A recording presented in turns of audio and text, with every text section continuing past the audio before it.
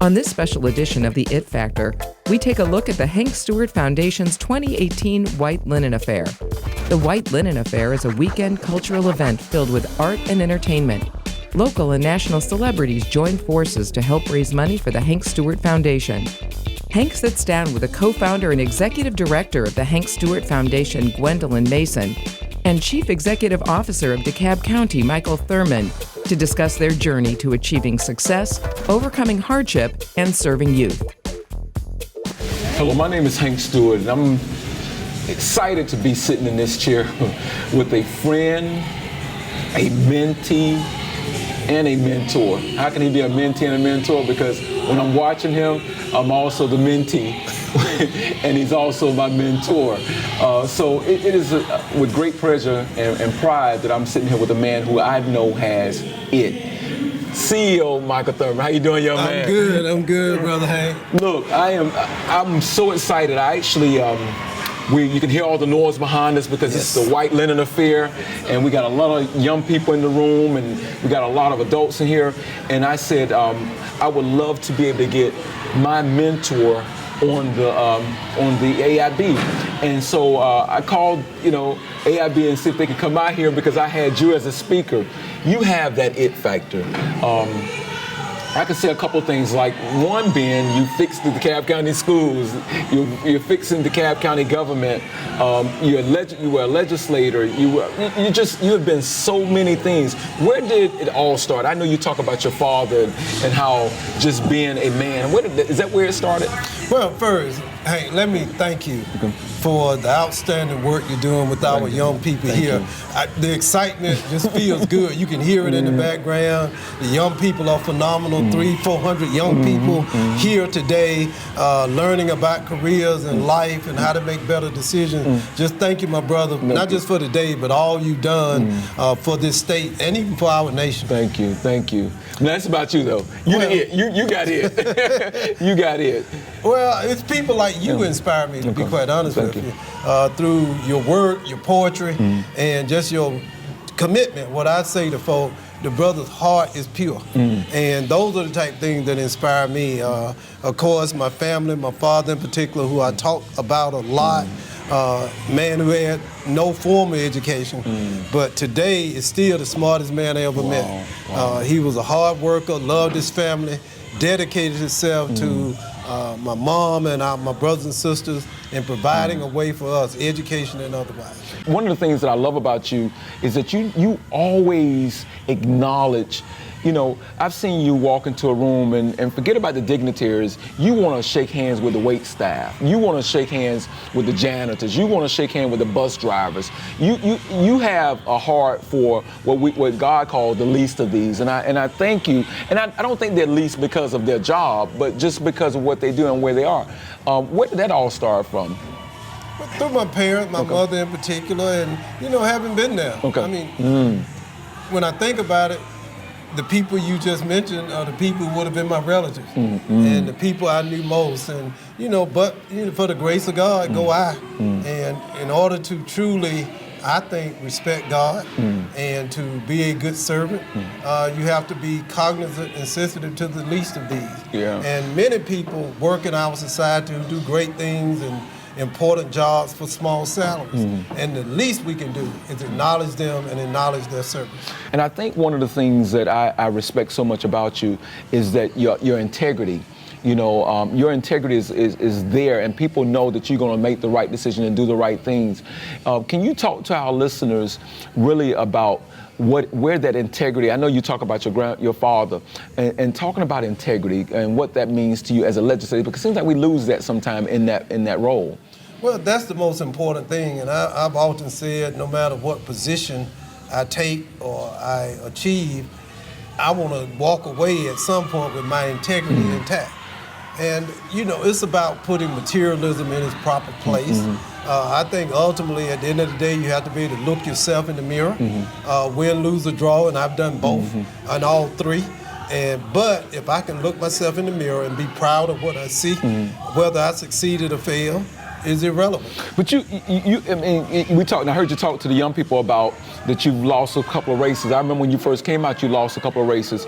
But what's really, really powerful is the races that you've won too. I mean, you won a state. You're probably one, if not the only African American that I know who won a statewide election as a legislator, labor in Georgia, and you won it a couple of times, 3 times. There have been some others that I was not appointed. That's right. Okay. To it, I won it without being appointed. Okay. But Thurmond Baker also won a statewide race. But it's about people, and I think in order to be effective, you have to commit yourself to building consensus and seeing the good in everybody. We won't always agree.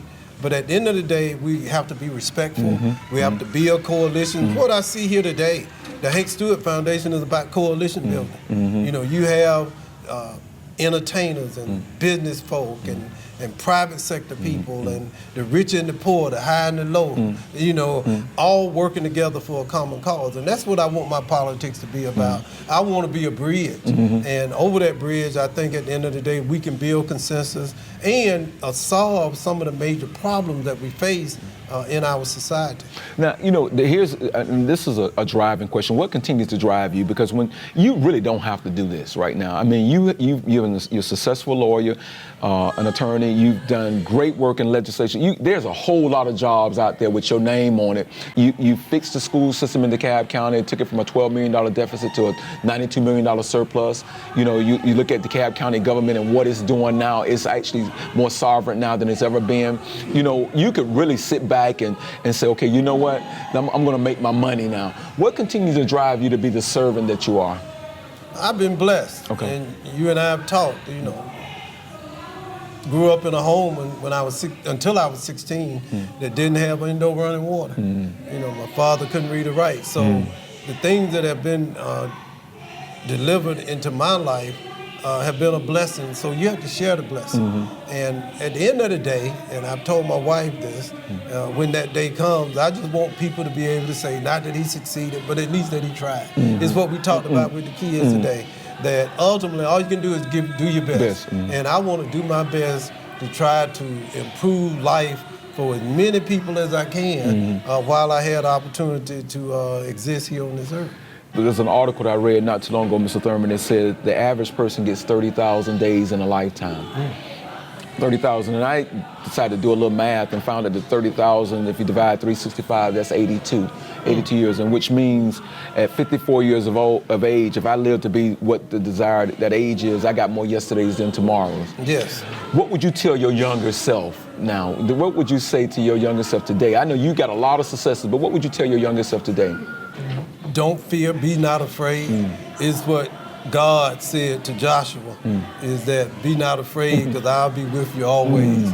And, that's the thing.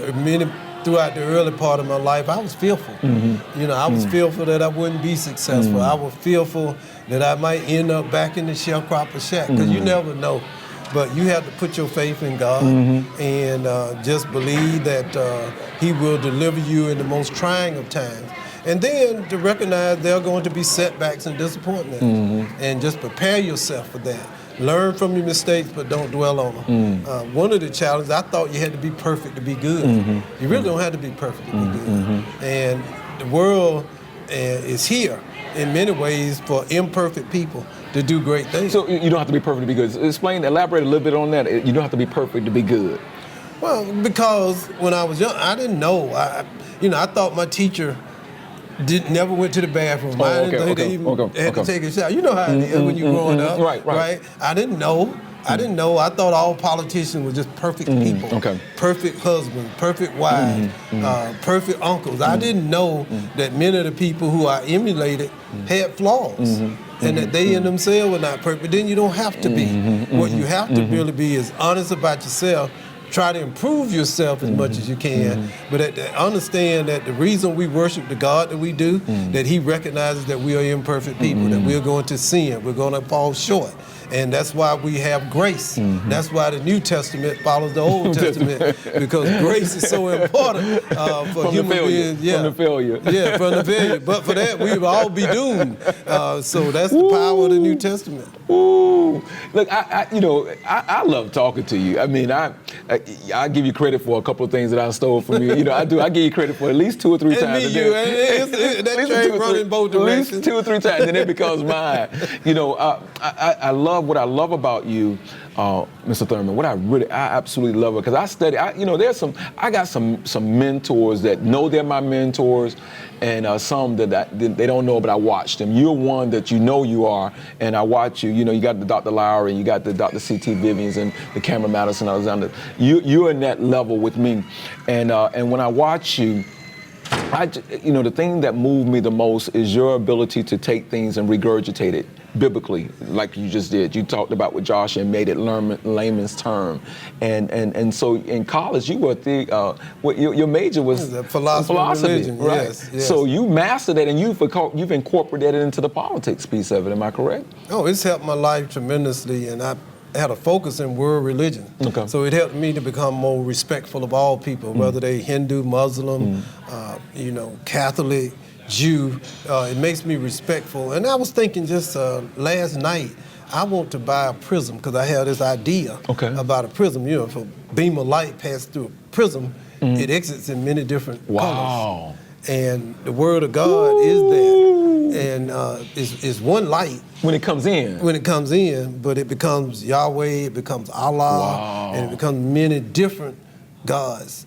And that's just how we see it. And so I'm looking for a prism, because I want to be able to use that as an object lesson, so that we can become more respectful of other people, especially now at this point in our country where, there's anti-Semitism on the rise, and anti-Islam.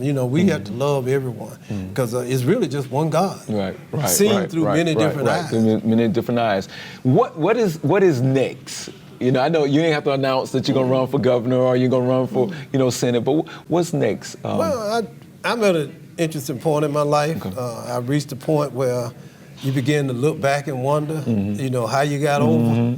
And I'm more focused now on trying to leave a legacy to make lasting change. For your daughter. And what you're doing with young people, to inspire young people. The best thing that ever happened to me was the 3 years I spent in Dekalb County Schools, because I was able to see the future and see. That was so powerful for me, and I thank you for allowing me to spend time with the young people today.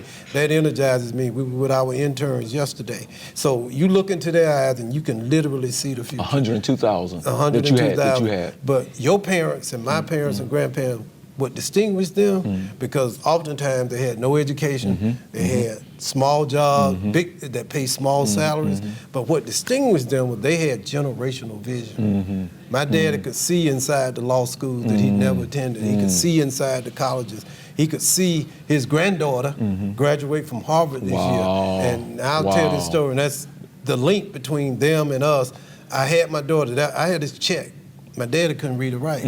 So basically he just put a mark on his checks, So I told my daughter, got a master's degree at Harvard, I said, you will walk down the aisle and carry this illegible handwriting with you. Because in one generation, we went from a man who couldn't read or write to a daughter graduating from Harvard University. And see, that's what parents. And one generation. And parents have to understand that, and we have to understand that's why education is so powerful, that this can happen for your children and your grandchildren. And I'll start with this, because many of the times the things we receive in life are time-released blessings, right? And folks, oh, Lord heard my blessing, he got me the car, the house, or he got me the college degree. And I always encourage to tell them, it's something just like time-released medicine. You take it, but it don't affect this blessing. The prayer that was answered wasn't your prayer. That was your great-grandmama's prayer. Yeah. It was your great-grandmama's prayer that we benefited from. When they were out there in the cotton fields, when they were washing other folks' clothes and they were mopping other folks' floors, they just prayed that my grandchild wouldn't have to do this work, that they could start a foundation and become a nationally known personality and change lives. See, that's the power. That's the generational vision, and that's the time release blessings that we are all benefiting from today. I told you all he had it. I told you all Mr. Thurmond has it. And you know, we are enjoying the shade from trees that you're planting. A lot of these kids are going to enjoy the shades from trees. I want you to write me a poem. Okay, I will. Call it Time Release Blessing. I got you. It's on tape, so I'm going to have to do that. We're going to make it happen. Won't that be a bad poem? I don't know if I could do justice like you do it, though. You transform my idea into a whole dissertation. And see, to understand that, help me. I'm gonna work on that. Time release blessing. I'm gonna work on that because you asked me to. And I always say, whatever you ask me to, you know, I try to be right there for it. Look. Thank you. We have spent this time with a man, a mentor, who is simply amazing. He has it. Mr. Michael Thurmond. You all give him a round of applause, and we look forward to spending more time with you. We're gonna come right back with the It Factor.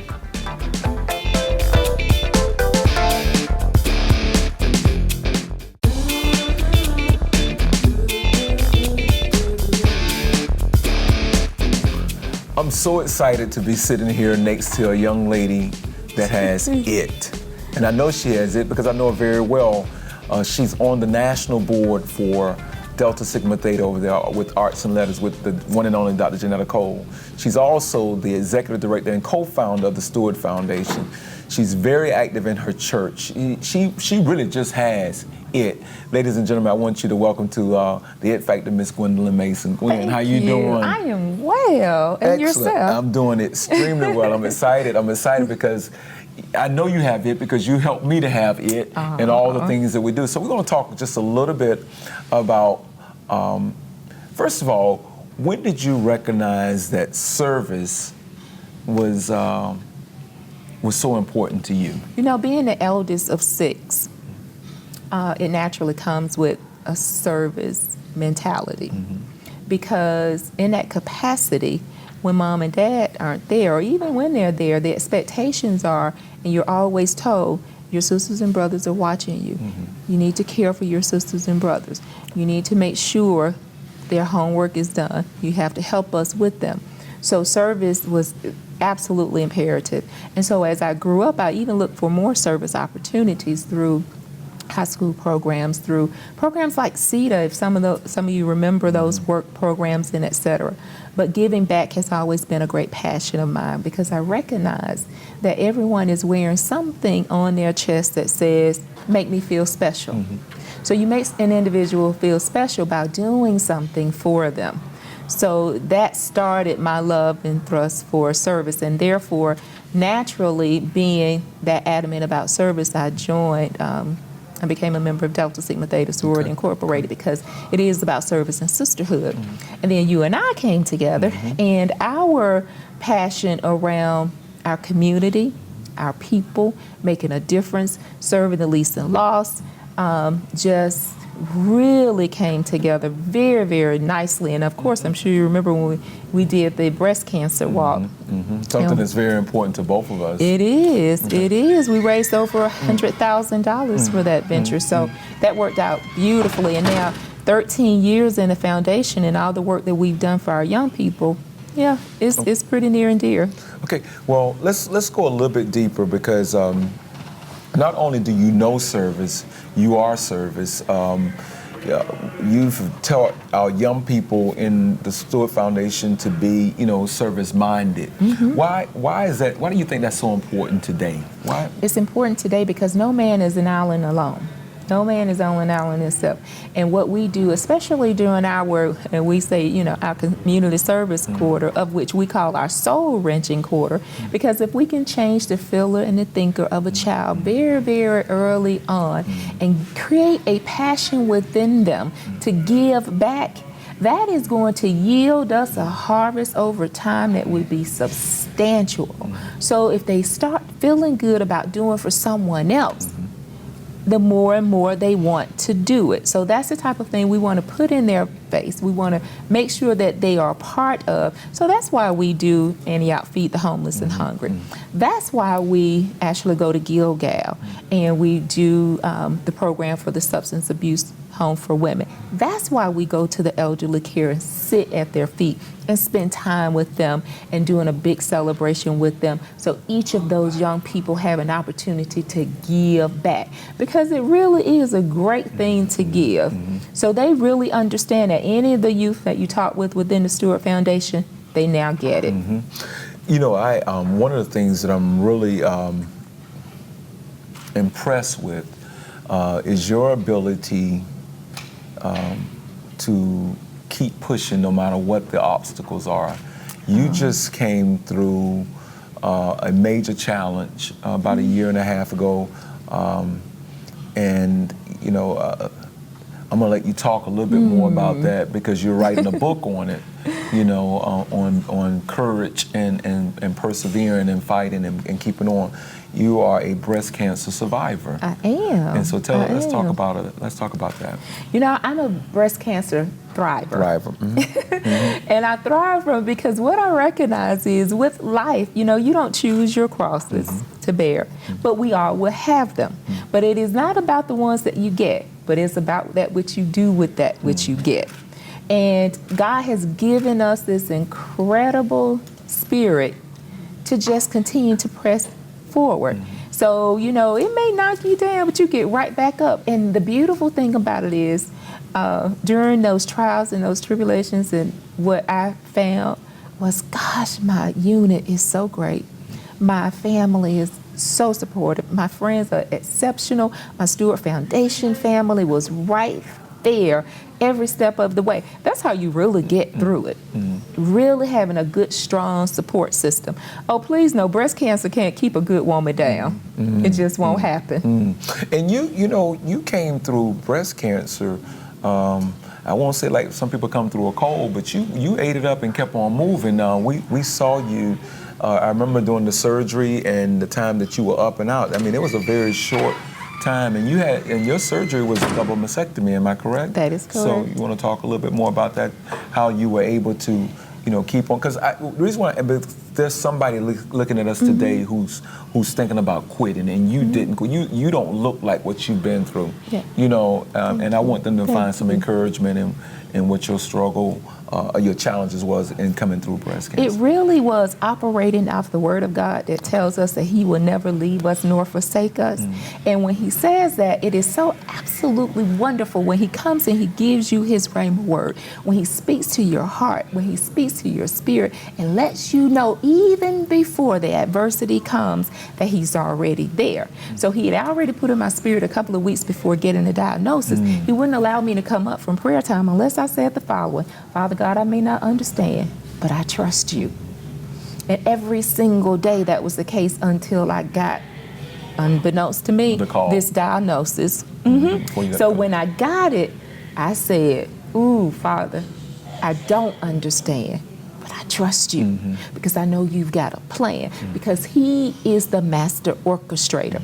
And what I found I truly understand now in my life, when we say, Father, let your will be done, it is because He has the best plan for us. So if that plan may look like adversity or trials or tribulations for me now, I know He is working it out for my good, no matter what it is. Breast cancer, my God's got it. It is not bigger than Him.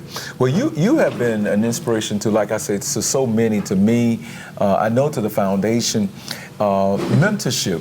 What you have some great mentors, and you have some great mentees. So let's talk about mentorship, because I think we think that a lot of people have a tendency to think that I can't reach out to anyone. I gotta walk this road by myself. How important is mentors? And let's talk about your mentorships and oh my goodness, I do. I have some great mentors, and I have to say, Hank Stewart, you are certainly one.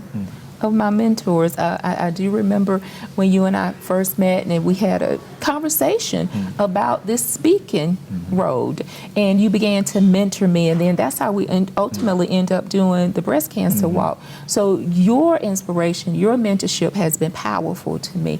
My parents, I came from great stock. Oh, my mom and dad have been excellent examples to me of truly what a man and woman and how they should conduct themselves. So I had excellent role models from that perspective. I have been so incredibly fortunate recently to acquire a mentor that I'm so proud to call my sister Sora, and that's Dr. Dekalb.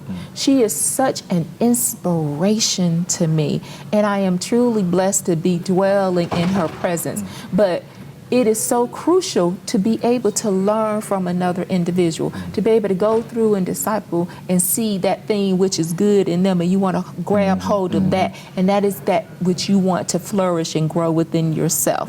So it's great to make sure that you're surrounding yourself with excellent people. So I've been very, very fortunate to have a whole host of individuals that I can grab the good and go and make something great. What would you say to your younger self? Oh, live life to the fullest. Smile every single day. Do the absolute best you can to make a big difference in somebody else's life.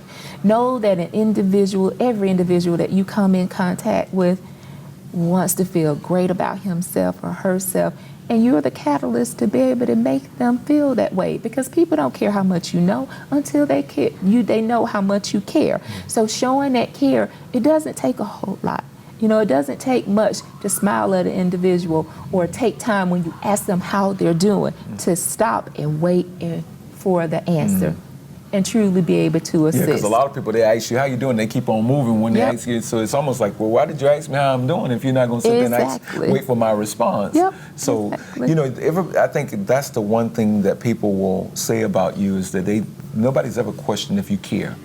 And I think that, you know, that is always a question, you know, do the person care about me? Do they feel what I'm feeling right now? No one has ever questioned you caring about them. And I think, and I'm gonna let you close it up with this, what's next for you? What do you think is the next movement? What is the next thing that you're working on? I know we talked about you're getting ready to write a book, and what's the next thing? What's the next journey look like in your life? You know, Hank, when you ask me that question, I think about the scripture that shares with us that we can possibly ask, think, or imagine the greatness that God has for us.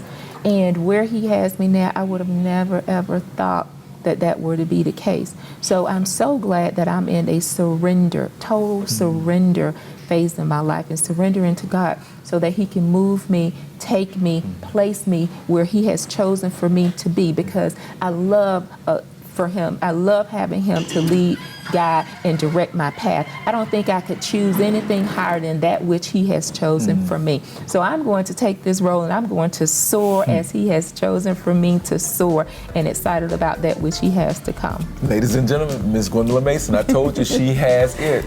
Thank you for joining us at The It Factor. See you next time.